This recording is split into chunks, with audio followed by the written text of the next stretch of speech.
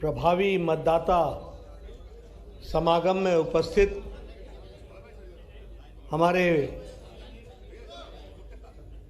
वरिष्ठ नेता और प्रदेश सरकार में मंत्री, हमारे वरिष्ठ सहयोगी जिनके साथ मुझे लंबे समय तक काम करने का सौभाग्य प्राप्त हुआ, और लोकप्रिय प्रत्याशी श्री सुरेश खन्ना जी, आज के कार्यक्रम में उपस्थित हमारे प्रदेश सरकार में मंत्री, हमारे युवा साथी भाई जितिन प्रसाद जी, संसद में मेरे साथी अरुण सागर जी जो यहाँ के लोकप्रिय सांसद हैं, हमारे प्रदेश के उपाध्यक्ष ब्रज बहादुर जी, क्षेत्रीय महामंत्री राकेश जी मिश्रा, जिला अध्यक्ष हमारे हरिप्रकाश वर्मा जी, महानगर के अध्यक्ष श्री अरुण गुप्ता जी, पूर्व में केंद्रीय मंत्री रहीं और सांसद रहीं कृष्णा राज जी,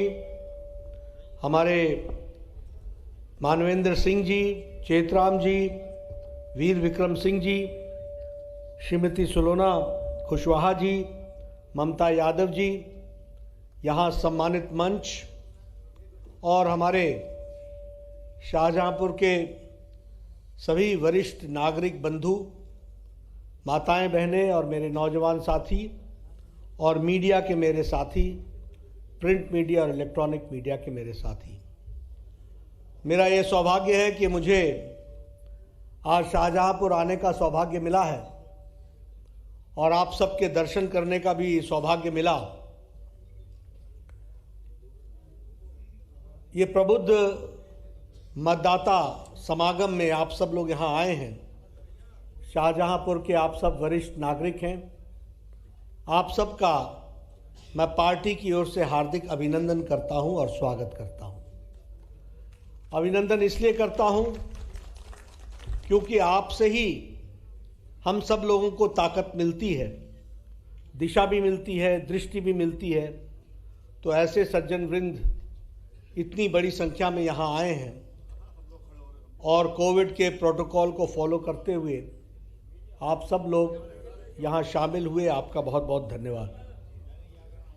मित्रों, जहाँ तक हम बात करें तो आज जब मैं यहाँ आया हूँ तो बाबा विश्वनाथ को याद करना, भगवान परशुराम जी को याद करना, साथ ही साथ हमारे वीर सपूत जिन्होंने 1857 से लेकर के 1947 तक आज़ादी के लिए अपना सर्वस्व न्योछावर किया, उनको नमन करते हुए, और इस वीर भूमि से जिन लोगों ने अपने आप को सर्वस्व लुटाते हुए देश की आज़ादी के लिए लड़ाई लड़ी, उनको मैं नमन करता हूँ।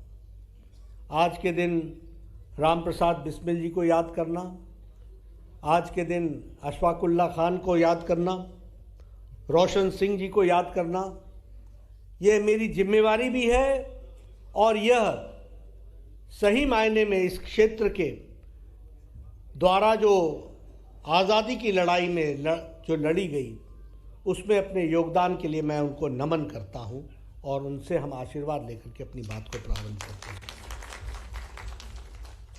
मित्रों, चुनाव में हम एक नए दौर से गुजर रहे हैं। मैं बिहार का भी चुनाव देखा, बाद में अन्य प्रदेशों का भी चुनाव देखा। कोरोना के संक्रमण में चुनाव में अपनी बात को कहना और प्रोटोकॉल को फॉलो करते हुए कहना, यह अपने आप में एक बहुत बड़ा, जिसे मैं कह सकता हूं कि एक कठिन कार्य होता है। लेकिन फिर भी मैं आप सब लोगों से कहूंगा कि हमें अपनी बात भी पहुंचानी है और साथ ही साथ जो चुनाव आयोग के द्वारा दिए गए दिशा निर्देश हैं उनको अक्षरशः पूर्ण करने के लिए अपने आप को सजग रखना है। एक पार्टी के पदाधिकारी के रूप में हम सबको ये देखना है कि हम इलेक्शन कमीशन के कोड ऑफ कंडक्ट में जो बातें कही गई हैं उनको हम पूरा करते हुए आगे बढ़े और प्रचार भी करें, प्रसार भी करें, नए नए तरीके ढूंढें, लेकिन प्रोटोकॉल के साथ हम कहीं भी अनादर ना करें, उसको हम संभाल के रखें। ये हमारी जिम्मेवारी बनती है। मित्रों, आज चुनाव में बहुत से मुद्दे, बहुत से विषय हमारे साथी हमारे बीच में रख रहे हैं। आपके बीच में सुरेश खन्ना जी हैं, जतिन प्रसाद जी हैं, अरुण सागर जी हैं, सब लोग अपने अपने तरीके से सारी बातों को रख रहे हैं। लेकिन मैं ये जरूर कहना चाहता हूं कि जब हम चुनाव में जा रहे हैं तो चुनाव में चुनने का हमारा आधार क्या है, इसको हमको स्पष्ट करना चाहिए। क्योंकि चुनाव के दौरान हर पार्टियां हर तरीके से अपनी बातों को रखने का प्रयास करते हैं। मतदाता के लिए दिक्कत की बात हो जाती है कि किसकी बात माने, किसकी ना माने, कौन सही है, कौन गलत है, सही का आधार क्या है और गलत का आधार क्या है। मैं हमेशा लोगों को कहता हूं, और यहां जब मैं जागरूक मतदाताओं को संबोधित कर रहा हूं, कि हमारे पास एक ही अधिकार है और हमारे पास एक ही आधार है, और वह आधार है क्या मैं कह रहा हूं यह महत्वपूर्ण नहीं है, क्या मैं कह रहा हूं इस पर मुझे मत तौलो, मुझे इस बात पर तौलो कि क्या मैंने कहा था और क्या मैंने किया है, वही तय करेगा कि अगला आधार क्या है। और इसलिए हम बड़े गौरव के साथ कह सकते हैं कि प्रधानमंत्री मोदी जी ने देश की संस्कृति, राजनीतिक संस्कृति बदल डाली। आजकल मुझे बहुत खुशी होती है। लोग भूल जाते हैं, याद नहीं रखते हैं। आप याद कीजिए 2017 में सपा क्या काम के आधार पर वोट मांगने गई थी? नहीं। इन पार्टियों की यह आदत थी, नया चुनाव, नए वायदे, नई बातें, बेवफाई करते हुए आगे बढ़ो, फिर नया चुनाव आए, नए वायदे करो, निकलते चलो। यह उनकी संस्कृति थी। मोदी जी ने देश को यह सिखा दिया कि अब रिपोर्ट कार्ड के आधार पर ही पॉलिटिकल पार्टी आ सकेगी। इस बात को हमको समझना चाहिए। यह है परिवर्तन, यह है राजनीतिक संस्कृति का परिवर्तन। इसको हमको समझना चाहिए। और इसीलिए हम ये कहते हैं, जो कहा था वो किया है, जो कहेंगे वो करेंगे, ये बात को हम कहते हैं। इसीलिए हम कहते हैं, सोच दमदार, सोच ईमानदार, काम दमदार, और मैं उसमें जोड़ता हूं काम असरदार, जो असर कर सके। इसको हमको समझना चाहिए। अब आज किसानों की बात होती है। इस देश में बहुत से लोगों ने अपने आप को किसान नेता कहा। बहुत से ऐसे नेता हुए जिन्होंने किसान नेता कहलवाया, बड़े बड़े सम्मेलन किए, बड़े बड़े समागम किए किसान नेता कहलाने के लिए। आज समय है विवेचना करने का, उन किसान नेताओं ने किसान के लिए क्या किया। मैं प्रबुद्ध नागरिक मतदाताओं से पूछना चाहता हूं, बता दें कि उन्होंने क्या किया। किसान की हालत खराब होती रही, कोई उसकी चिंता नहीं हुई। और मैं यहां दावे के साथ कह सकता हूं कि जो काम किसानों के लिए प्रधानमंत्री नरेंद्र मोदी जी ने किया, वो किसी ने नहीं किया। इस बात को हमको समझना चाहिए। और फिर मैं कहने के लिए नहीं कह रहा हूं, हम सब प्रबुद्ध मतदाता हैं। 2014 के पहले और 2019 के पहले बजट में आप देख लीजिए आंकड़ों का क्या अंतर था। 22,000 करोड़ रुपए बजट होता था एग्रीकल्चर का, 22,000 करोड़ रुपए।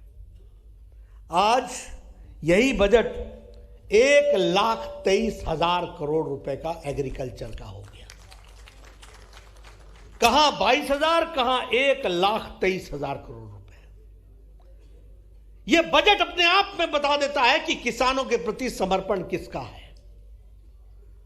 स्वामीनाथन कमीशन की रिपोर्ट धूल फाक रही थी, कोई पूछ नहीं रहा था, लेकिन लागत का 1.5 गुना देने का मिनिमम सपोर्ट प्राइस, ये किसी ने नहीं तय किया। ये हिम्मत दिखाई तो भारत के महान नेता श्रीमान नरेंद्र मोदी जी ने दिखाई, जो 1.5 गुना का किसान को उसकी लागत का देना तय किया। प्रधानमंत्री किसान सम्मान निधि। अब आप याद करो, कांग्रेस वाले क्या करते थे? कांग्रेस वाले चुनाव से पहले हम कर्जा माफ कर देंगे, हम कर्जा माफ कर देंगे, कर्जा माफ कर देंगे। 10 साल बाद कर्जा माफ कर देंगे। कितना होता था? सारा कर्जा मिला लें तो 57,000 करोड़ रुपए का। कितने साल बाद? 10 साल बाद 57,000 करोड़ रुपए का। प्रधानमंत्री जी ने प्रधानमंत्री किसान सम्मान निधि में अभी तक 10 करोड़ 50 लाख किसानों के खाते में 180 लाख, यानी 180 लाख, 1,80,000 करोड़ रुपए, क्षमा कीजिए, 1,80,000 करोड़ रुपए 10 इंस्टॉलमेंट में 2-2 हजार रुपए के हिसाब से 10 करोड़ 50 लाख किसानों के खाते में डाल दिया है। यह हमको ध्यान में रखना चाहिए। यह छोटी घटना नहीं है। 1,80,000 करोड़ रुपए, ये 10 साल बाद 57,000 करोड़ रुपए देकर के, और वो भी देते नहीं थे। राजस्थान में क्या कर्जा माफ हो गया? क्या जमीनों की कुर्की चली हुई है। किसानों के साथ धोखा देते थे। लेकिन प्रधानमंत्री मोदी जी ने किसान सम्मान निधि में 1,80,000 करोड़ रुपए लोगों के खाते में पहुंचाया है। और उत्तर प्रदेश में यही 41,000 करोड़ रुपए 2 करोड़ लोगों के, किसानों के खाते में पहुंचाया है। इसको हमको ध्यान में रखना चाहिए। अगर मैं खाद की बात करूं तो 140% की सब्सिडी मोदी जी ने दी है। जो खाद की बोरी 2400 रुपए में मिलती थी, वह खाद की बोरी आज किसान को 1200 रुपए में मिल रही है। यानी एक बोरी खाद की मुफ्त मोदी जी की तरफ से मिल रही है। यह हमको समझना चाहिए, यह हमको ध्यान में रखना चाहिए। अगर मैं बात करूं प्रधानमंत्री फसल बीमा योजना की, तो आज 11 करोड़ फार्मर्स ने अपने आप को रजिस्टर कराया है। मैं किसानों की बात कर रहा हूं, 11 करोड़ किसान, और 1 लाख करोड़ रुपए इसके लिए इसकी भुगतान भी कर दिया गया है। और उत्तर प्रदेश में 2 करोड़ 70 लाख किसानों ने अपने आप को प्रधानमंत्री फसल बीमा योजना के साथ जोड़ा है। मैंने आपके सामने एमएसपी की बात की, 1.5 गुना देने का बात की गई। सॉइल हेल्थ कार्ड, कभी सोचा था? यहां आदमी का तो हेल्थ कार्ड बनता ही नहीं था, सॉइल का क्या हेल्थ कार्ड बनता, मिट्टी का क्या हेल्थ कार्ड बनता? यहां तो आदमी का हेल्थ कार्ड नहीं बनता था। लेकिन प्रधानमंत्री मोदी जी ने एक सॉइल हेल्थ कार्ड, और उसकी संख्या क्या है? 22 करोड़ सॉइल हेल्थ कार्ड किसानों के यहां पहुंचा दिए गए, डिस्पैच कर दिए गए। इसको भी हमको समझना चाहिए। और उत्तर प्रदेश में 3.7 करोड़, यानी 3 करोड़ 70 लाख इतने किसानों को उनका सॉइल हेल्थ कार्ड पहुंचा दिया गया है। आपको याद होगा, ये यूरिया जो था, इसके लिए लाइनें लगती थी, लाठीचार्ज होती थी। आपको याद होगा, याद है कि नहीं है? पुलिस ब्लैक, और वो ब्लैक होता था।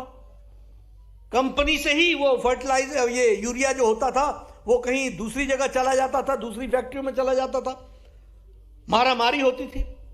प्रधानमंत्री जी ने नीम कोटेड यूरिया डाल करके, वह सिर्फ अब वह यूरिया खेत में ही काम आएगा, इसकी चिंता की गई।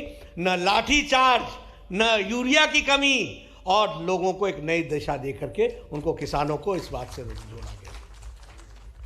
कभी कोई सोच सकता था कि किसान को पेंशन लगेगी? आज उत्तर प्रदेश में ही लगभग 45 लाख बेनिफिशरीज हैं जो पेंशन ले रहे हैं 500 रुपए का। किसान पेंशन लेने लगा। लगभग 36,000 करोड़ रुपए की लोन्स जो हैं वो 86 लाख फार्मर्स की वेव ऑफ हुए। हम गन्ने के प्रदेश से आते हैं। योगी जी ने 1,40,000 करोड़ रुपए का गन्ने का भुगतान दिया, 1,40,000। अखिलेश के भी 11,000 करोड़ रुपए का भुगतान दिया, यानी वो भी उधार छोड़ करके चले गए थे। 11,000 करोड़ रुपए वो भी दिया, और 1,40,000 करोड़ रुपए दिया। यही नहीं, मायावती जी के सामने में कौड़ियों के दाम में 22 शुगर मिल बिक गई और लगभग उसी तरीके से 19 शुगर मिलें जो थी वो बंद हो गई। अखिलेश जी के समय में 11 शुगर मिलें बंद हो गई और योगी जी के समय में 3 शुगर मिलें शुरू हो गई, 54 डिस्टिलरीज इंस्टॉल्ड हो गई और 50% डिस्काउंट के द्वारा इलेक्ट्रिसिटी बिल फार्मर्स को देने का काम शुरू हुआ। यानी सोच ईमानदार, काम असरदार, काम दमदार, इस बात को हमको समझना चाहिए। आज सबसे ज्यादा गन्ना उगाने वाला उत्तर प्रदेश, सबसे ज्यादा इथेनॉल पैदा करने वाला उत्तर प्रदेश, सबसे ज्यादा शुगर पैदा करने वाला उत्तर प्रदेश, वीट पैदा करने वाला उत्तर प्रदेश, मटर पैदा करने वाला उत्तर प्रदेश, आम की खेती में आगे, मिल्क में आगे, हर दृष्टि से देखा जाए तो उत्तर प्रदेश ने एक नई छलांग लगा करके किसान के क्षेत्र में काम किया है और मोदी जी का आशीर्वाद रहा, योगी जी ने उसको अक्षरशः जमीन पर उतारा है, ये मैं कहना चाहता हूं। अब मैं आपको अपना रिपोर्ट कार्ड रखना चाहता हूं, क्योंकि मैं यही कहूंगा आधार क्या है कि हम अच्छा करेंगे कल।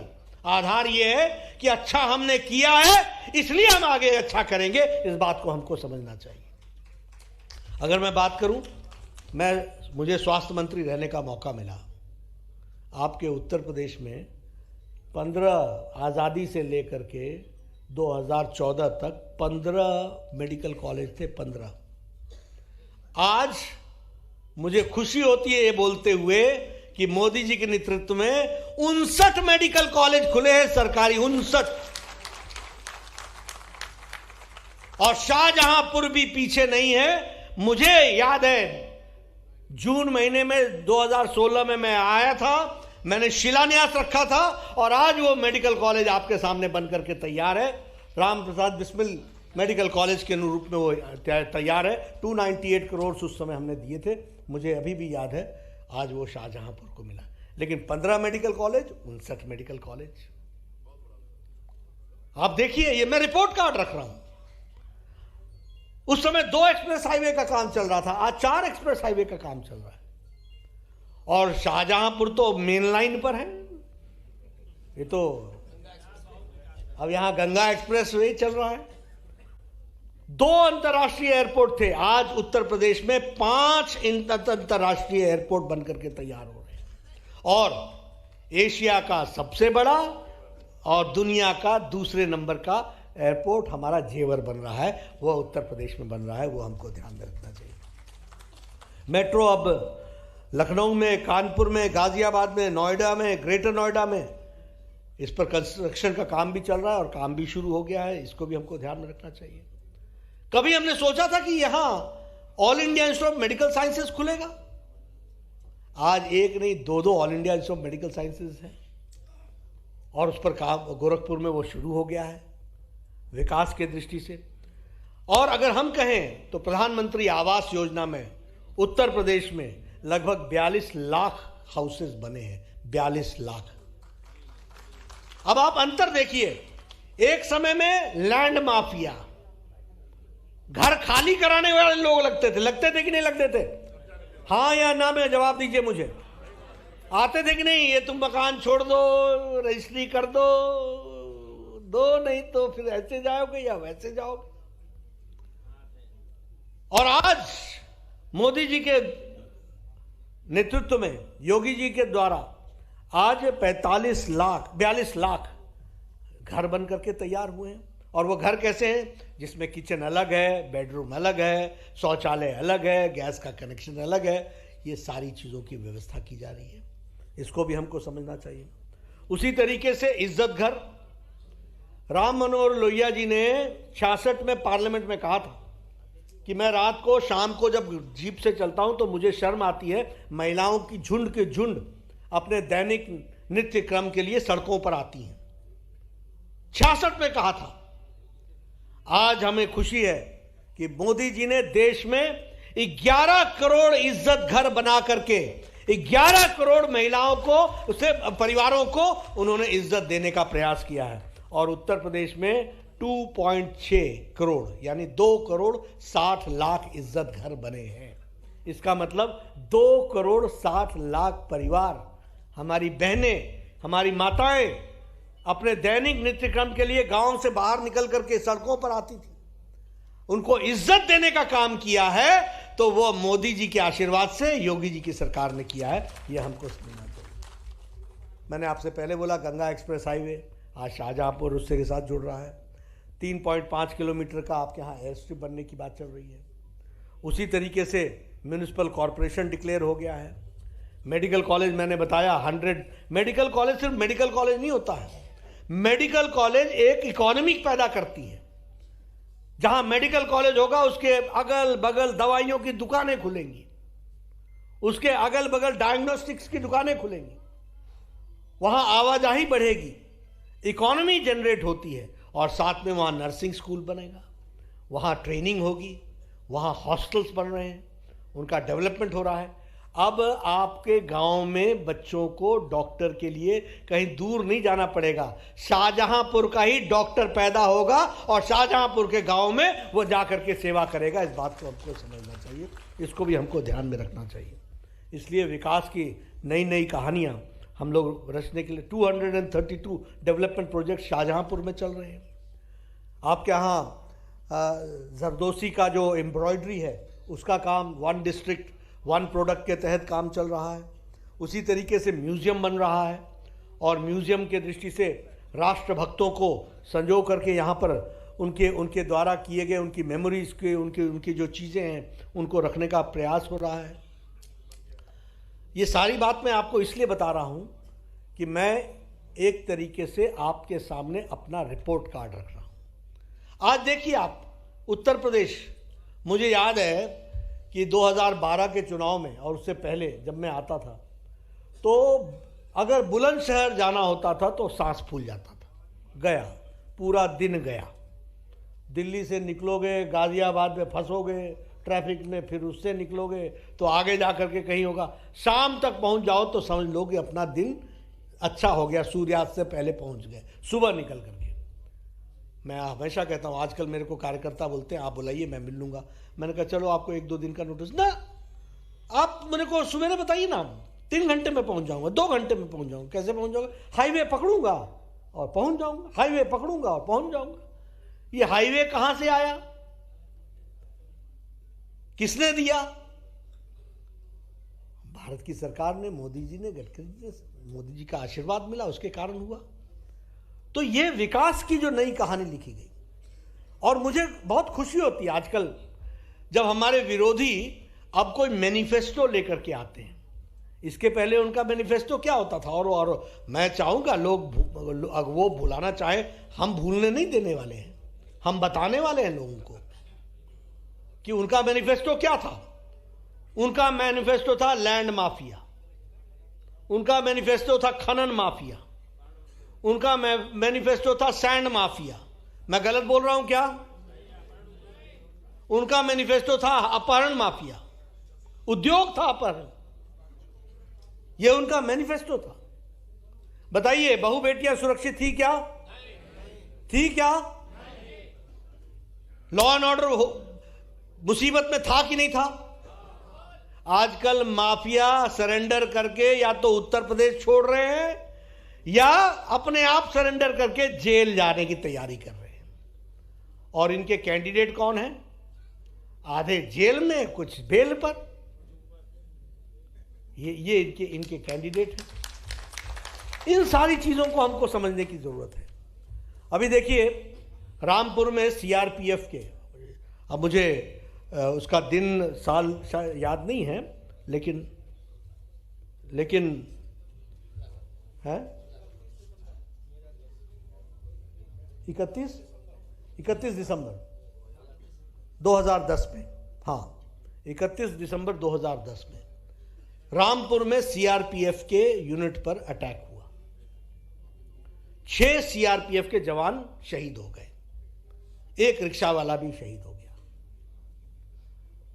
बाद में तहकीकात में टेररिस्ट लश्कर तौयबा के लोग उसमें शामिल पाए गए, उनकी अरेस्टिंग भी हो गई। उस समय के मुख्यमंत्री अखिलेश यादव जी ने उनको उनके खिलाफ केस ड्रॉप करने की सिफारिश की और केस ड्रॉप किया। इलाहाबाद हाई कोर्ट ने उस ड्रॉप के केस को क्वैश किया। क्वैश करने के बाद उन 6 लोगों में 4 लोगों को सजाए मौत हुई और 2 लोगों को आजीवन कारावास हुआ। आप बताइए, ये था इनका मैनिफेस्टो। आजकल चिकनी चुपड़ी मीठी बातें करना, आपके पास क्या आधार है कि आज ये अच्छा काम करेंगे? जो टेररिस्टों को छुड़ाता हो, आप बताइए ये काम उन्होंने किया कि नहीं किया? मैं जो बोल रहा हूं सच बोल रहा हूं कि नहीं बोल रहा हूं? एक मुख्यमंत्री अगर टेररिस्टों को छुड़ाता है तो प्रदेश का क्या हाल होता होगा, इसका आपको अंदाजा लगाना चाहिए। क्या ऐसे लोगों को आप बागडोर संभालोगे? ऐसे लोगों को संभालोगे? ऐसे लोगों को संभालिएगा?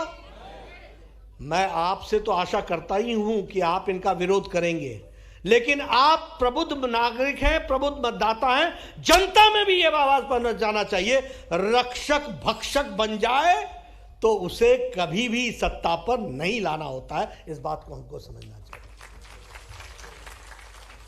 क्या है इनका मैनिफेस्टो? क्या देना चाहते हैं? क्या दिशा देना चाहते हैं?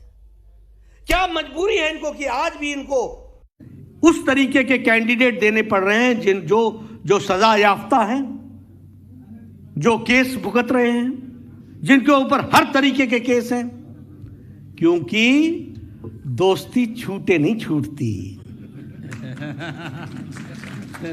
दोस्ती तो दोस्ती है, निभानी तो पड़ती है। अब तुम निभाओ ना, उत्तर प्रदेश की जनता क्यों निभाएगी? यह बात को हमको समझना चाहिए, यह हमको ध्यान में रखना चाहिए। आप निभाओ, प्रजातंत्र है, आप करो, लेकिन उत्तर प्रदेश की जनता क्यों निभाएगी आपकी दोस्तियों को? और किस तरीके के माफिया का वर्क करते थे ये आप सबको मालूम है। धन दनाते थे, साधारण परिवार पिस जाता था। कोई जमीन इनके नजर में पड़ गई तो गई, कोई मकान इनके नजर में पड़ गया तो गया। और इनके समर्थक कौन है? जो बेरोजगार हैं, उनका रोजगार चला गया। तुम्हारा सब डिवीजन तुम्हारा, जिला तुम्हारा, कप्तान तुम्हारा। अब है सबका साथ, सबका विकास, सबका विश्वास और सबका प्रयास। इसलिए मित्रों, यह चुनाव हर दृष्टि से देखा जाए। अब हमसे लोग पूछते रहते हैं, मैं कभी भी कोई जाति और धर्म के आधार पर चुनाव की बातों को नहीं कहता हूं, लेकिन यह तो मन में प्रश्न खड़ा होता है ना कि एक नेता को 21वीं शताब्दी में जो पूर्व मुख्यमंत्री रहा हो, संविधान के दायरे में रहा हो, जिसने देश का विभाजन किया, वो याद क्यों आता है? क्यों उनको वो नहीं याद आता जिन्होंने 500 से अधिक रियासतों को जोड़ करके ये भारत महान देश सरदार पटेल ने बनाया? क्यों याद नहीं आता? क्यों उनको उसकी आत्मा और रूह, मैं नाम नहीं ले रहा हूं, वो प्रेम क्यों जागता है? मित्रों, ये समाज को खंडित करके राजनीति करने की तरीके सीखे। अंग्रेज चले गए, लेकिन उनके तरीकों को, तौर तरीकों को इस्तेमाल करने वाले लोग आज भी मौजूद हैं। डिवाइड करना, हम सबका साथ, सबका विकास, सबका विश्वास, सबको साथ लेकर के चलते हैं। आप बताइए, शाहजहांपुर की तस्वीर बदली है 5-7 सालों में कि नहीं बदली है? बदली है कि नहीं बदली है? जिन्होंने बदला है उनको संभाल के रखना आपका जिम्मा है कि नहीं है? और जो बदला चाहते हैं उनको आराम देना जरूरी है कि नहीं है? तो इनको काम दीजिए, उनको आराम दीजिए, इनको काम पे लगाइए, उनको आराम दीजिए। वो भले हैं कोई जेल पर, कोई बेल पर, जहां है रहे, कानून उनकी चिंता करेगा। हम तो समाज को, देश को आगे बढ़ाने के लिए चले हैं। हमारा लक्ष्य तो दूसरा है। और उत्तर प्रदेश में तो पोटेंशियल है, पूरे देश को नेतृत्व देने वाला प्रदेश है। आदरणीय प्रधानमंत्री जी यहां से प्रधानमंत्री बने हैं। किस तरीके से विकास की गाथा लिखी जा रही है वो सब आपके सामने है। तो मैं अब आपके सामने सारे आंकड़े रखूं। अब आयुष्मान भारत की बात करूं। मैं स्वास्थ्य मंत्री की हैसियत से स्विट्जरलैंड हमको जाना पड़ता था हर साल। वो इंटरनेशनल वर्ल्ड हेल्थ कॉन्फ्रेंस होती है, वर्ल्ड हेल्थ, और सारे देश के, सारे दुनिया के हेल्थ मिनिस्टर्स इकट्ठे आते हैं। ये एक प्रथा है क्योंकि WHO वर्ल्ड हेल्थ ऑर्गेनाइजेशन का जो हेड ऑफिस है वो स्विट्जरलैंड में है, तो वहाँ जाना पड़ता है हर साल। हम जाते थे तो इंडिया वो अल्फाबेटिकली बैठाते हैं, तो इंडिया सबसे पीछे होता था और हम पीछे बैठते थे इंडिया। जब हम 2018-19 में गए तो वहाँ के डायरेक्टर जनरल ने कहा, where is mister Nadda, where is India? तो हाथ उठाया हमने, बोला come forward and tell the world what Modi ji has done in Ayushman Bharat. Tell the world, ये बताइए। ये जगत प्रकाश नड्डा वहां से आगे नहीं आया, ये भारत मोदी जी के नेतृत्व में पीछे से छलांग लगा के आगे आया। क्यों? 1.30 अरब की हमारी जनसंख्या, और 1.25 अरब की जनसंख्या में अब सारा अमेरिका का चुनाव है, हेल्थ पर होता है। सारा इंग्लैंड का चुनाव health assurance, health insurance, health security, इस पर होता है। 130 करोड़ के देश में, 1.25 अरब के 130 करोड़ के देश में 50 करोड़ लोगों को 5 लाख रुपए का सालाना हेल्थ कवरेज देने का काम किया तो भारत के यशस्वी प्रधानमंत्री नरेंद्र मोदी जी ने करके दिया। यह हमको ध्यान रखना चाहिए।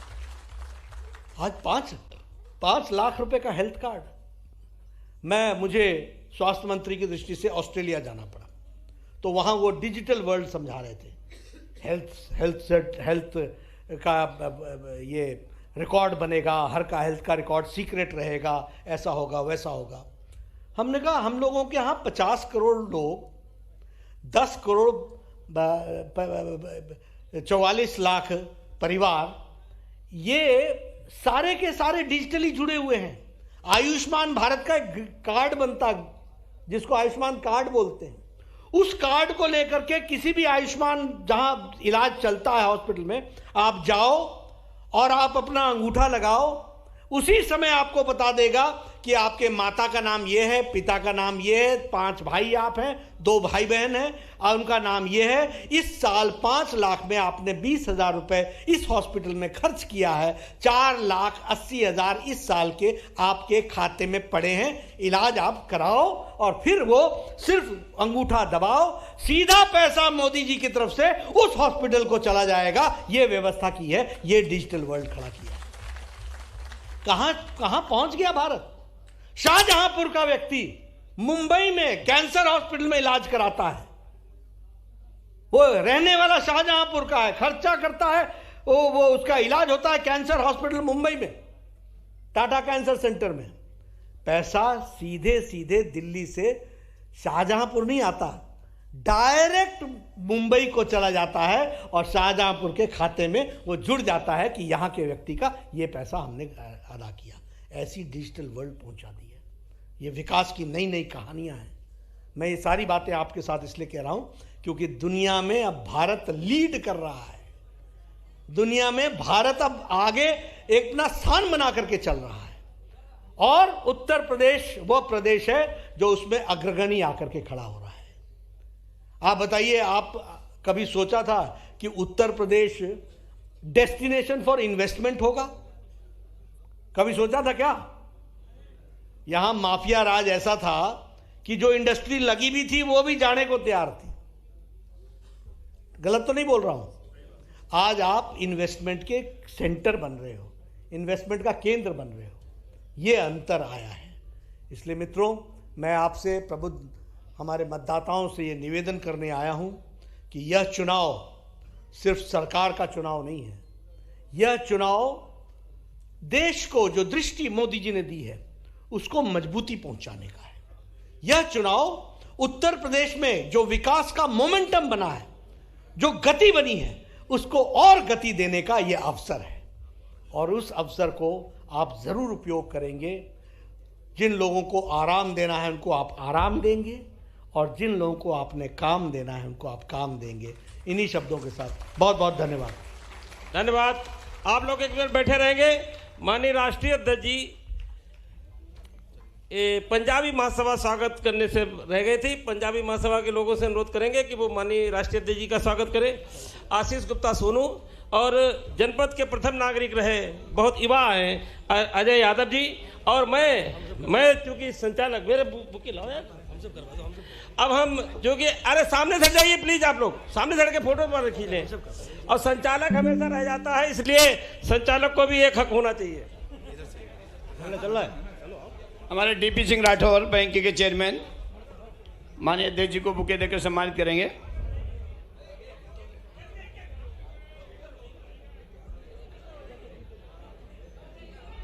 आज डीपी सिंह द्वारा फोटो खींचनी